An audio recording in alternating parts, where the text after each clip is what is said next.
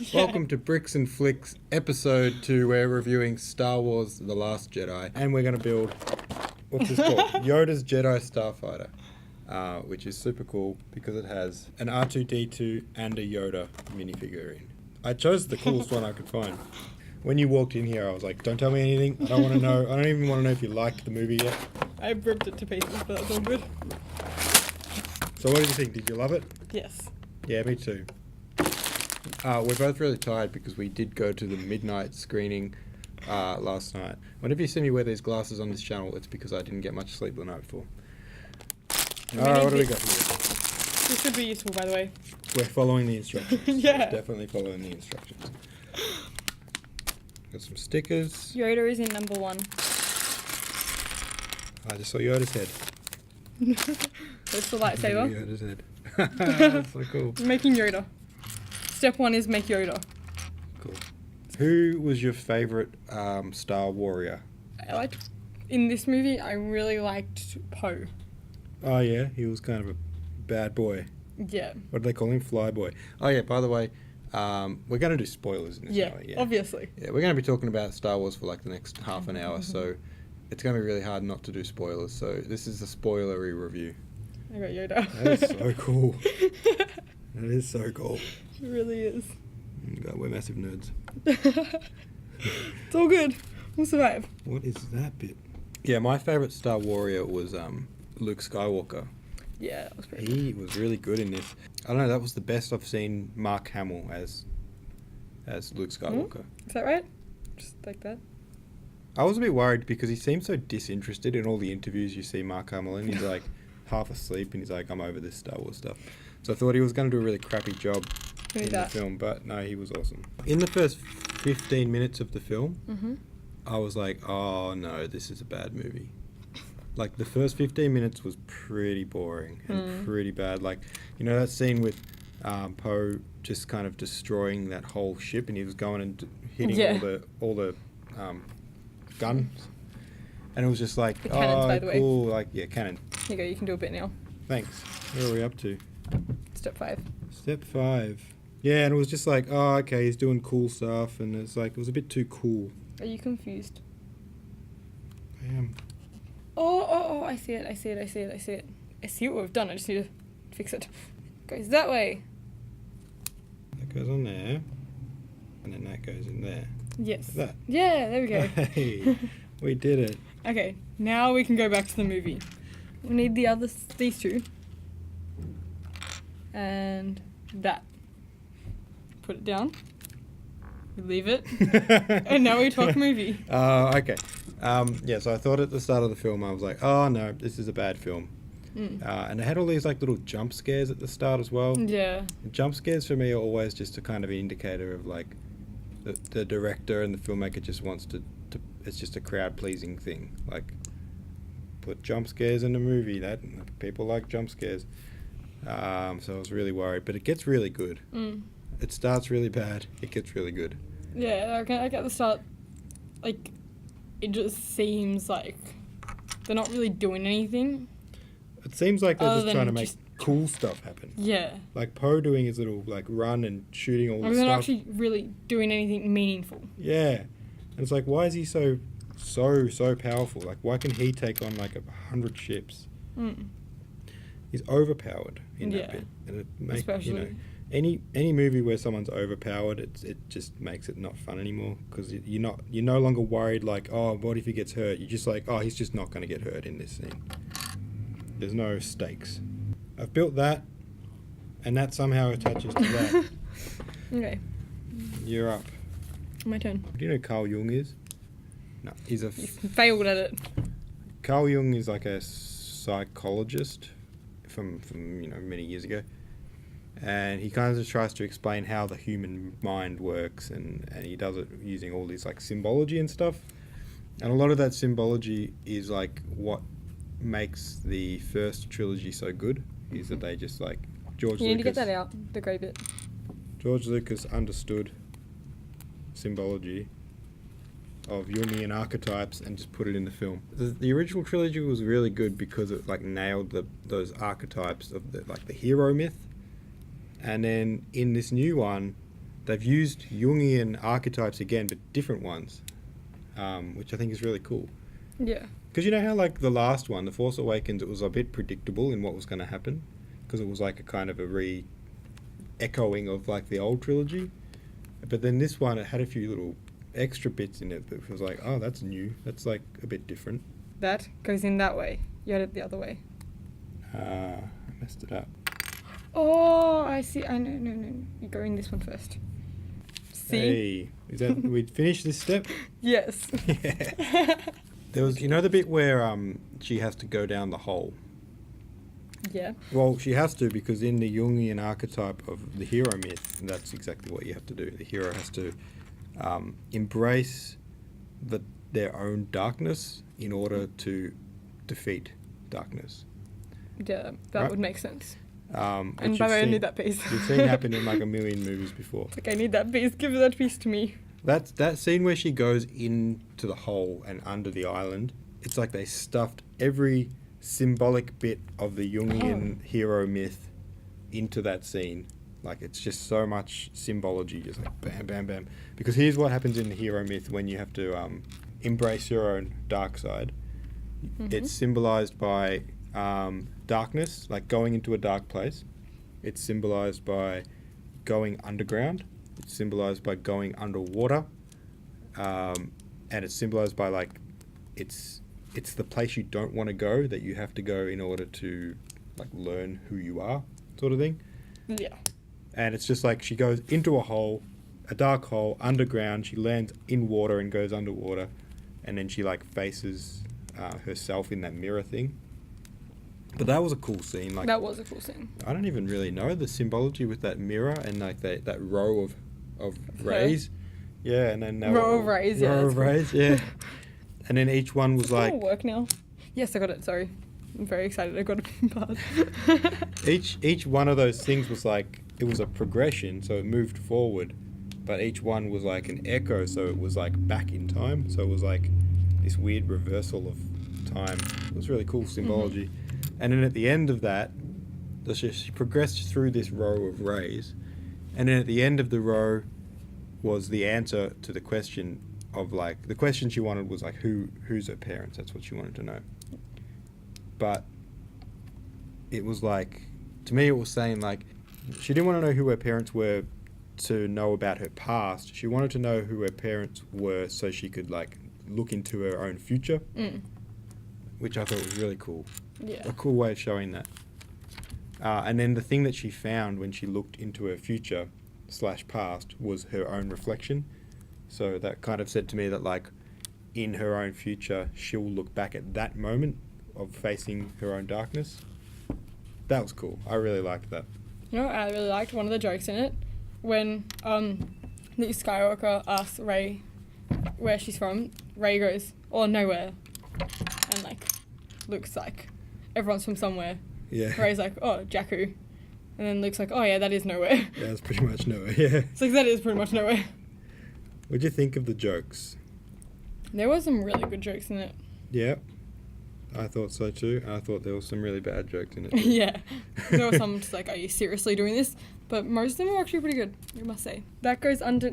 Wait, let me see. There. Yeah, it goes there. And it somehow gets onto that. Oh, hang on. Have we... I already checked it. Yeah, cool. We're good. Making sure. Next. Next page. What do you think of Snoke? You know that guy that played Snoke also plays, like, Gollum and stuff. Did not know that. Any character who's CGI and done with motion capture, it's played by the Andy Serkis. Yeah, he was good, except for the last scene with him. Then it was a bit overdone, I think. That whole scene was a bit overcooked. Like, as soon as he started saying, like, no one can defy me, he will do everything I say, and it was like, oh, he's about to defy you. Like, you're too cocky. Yeah, no, it was like... You know what's going to happen. Getting cocky there, dude. Yeah, too cocky. And then that bit where he, like, narrated what was going to happen, like, he turns his saber towards his enemy.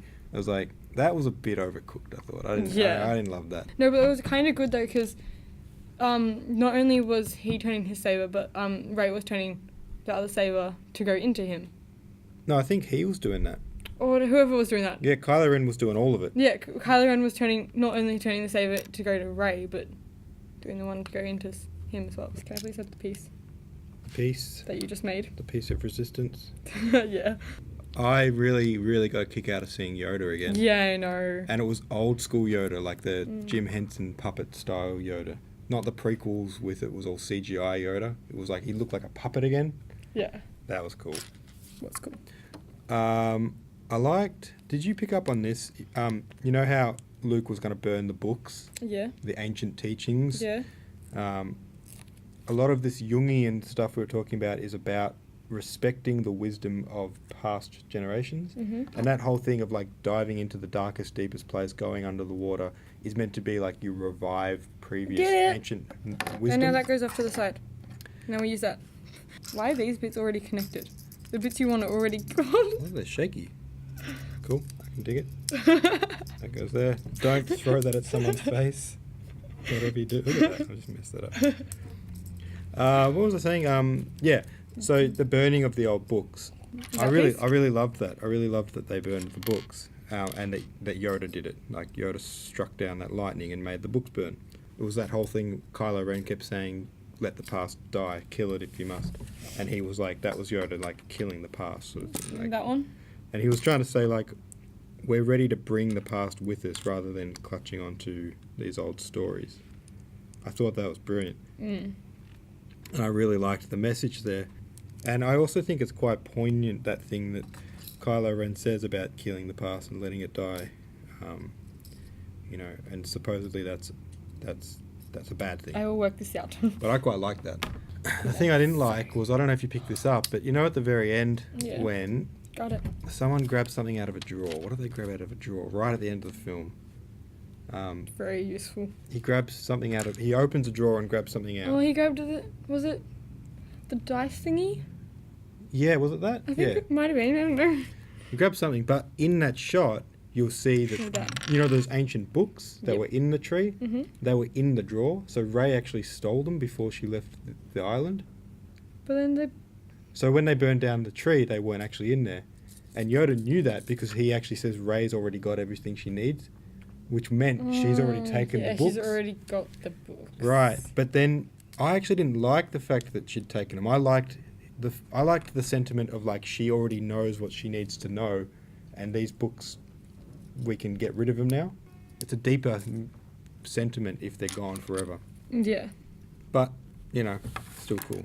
And almost as cool as this. What did you think of Finn and Rose's little arc? I really liked the set in that casino world. Yeah, that was a good set. Do you have the piece I need? Probably. What do you need? That thing how they had to like free those little or big race dogs, whatever they were. It's like whatever they were kind of thing. And then they had the whole like chase scene through the city and everything's exploding and stuff. It was like... Yeah, it's like, nah. That scene was a bit... They felt like a scene out of the prequel movies. Not that I don't like the prequel movies. I'm making it sound like I don't. Actually, really, yeah, you are. I really love Attack of the Clones. That was probably one of my favourite Star Wars movies. I got it. And I know that people will vehemently disagree with that, but, you know, whatever. You got this. You're the Lego master. Has anyone ever told you you're a Lego master? No. I don't know. R2-D2! Where's his head? Found his head. You know the scene. Think about this scene. The big Star Destroyer. Mm-hmm. And it kept showing shots of, like, the big ship shooting the little ship and it reflecting off the shield. Yeah. I feel like when I rewatch the film, it's going to feel like a real drag because of how often I saw that shot. Like, I swear there must have been 15 times when it like, whenever it goes back to them in that situation, it would show a shot of the big ship shooting at the little ship and it reflects off the shield, and it was like... It's like, we get it. It reflects off the shield. This is still happening, by the way. And it was just like their way we of get saying... it, just move on now. Yeah. That would be nice. Well, it was just their way of setting up, like, the fact that that's just so you know that's still what's going on. While this little thing's going on, like, they're shooting them, they're waiting to run out of fuel so that they can attack. The good guys go off and do all these little side schemes, and they're sneaking on board, and they're going off to get the key master or whatever his name was, the code breaker. Yeah. I don't get where you get key from at all. I don't know, I was thinking of something else. And they can do all this little, like, schemes and stuff, and, like, they can even sneak on board the other guy's ship. But the bad guys, they just do like, nothing. let's just follow them and just keep shooting them every now Yeah. and then, and we'll just follow them. And they don't try anything tricky. And they were monitoring the other guys' fuel and saying how much fuel have they got left. Oh, they're down to critical levels. If you're in that situation and your enemy's getting down to critical levels, and when they reach zero fuel, you're able to blow them up. Like, you got to be thinking that they're coming up with a plan and they're going to try something. But they don't seem to expect that they're going to try to do anything. Mm-hmm. It's like, we'll just wait till they run out of fuel and then they'll stop having fuel and then we'll blow them up. It's like, but like, You'd be like, should we try happen? to figure out what they're going to do? Like, maybe they're going to try to escape. Maybe they're going to try some move. Like, None of seriously? that. No. They had 18 hours to follow them and shoot them, and they didn't. At no point did they just try to like strategize what the enemy might try to do. Because like, normally if you're at a war situation, you're gonna try and do something. Well, you're strategizing, and you're trying to figure out what your enemy's strategizing. So then you know what you can do. Like a game of chess. But they're just like, no, we'll just follow them for 18 hours, shoot them every 30 seconds or whatever, and wait till they run out of fuel. They won't try to do anything. Surely they'll just wait to die. Yeah, it's like no one is that dumb. You know what feels like there's something missing now that Snoke is dead? Yeah. Like, it's always like there's the big bad dude, But like then Darth Kylo Ren Vader. became the Yeah, no, but that's what I'm saying. It feels like there's something missing. yeah, because now we don't. It's always like Darth Vader was the puppet of the big kind of the dude that sits above. There's no the, puppet anymore. Oh no, there's but no then puppet master, kind of thing. yeah.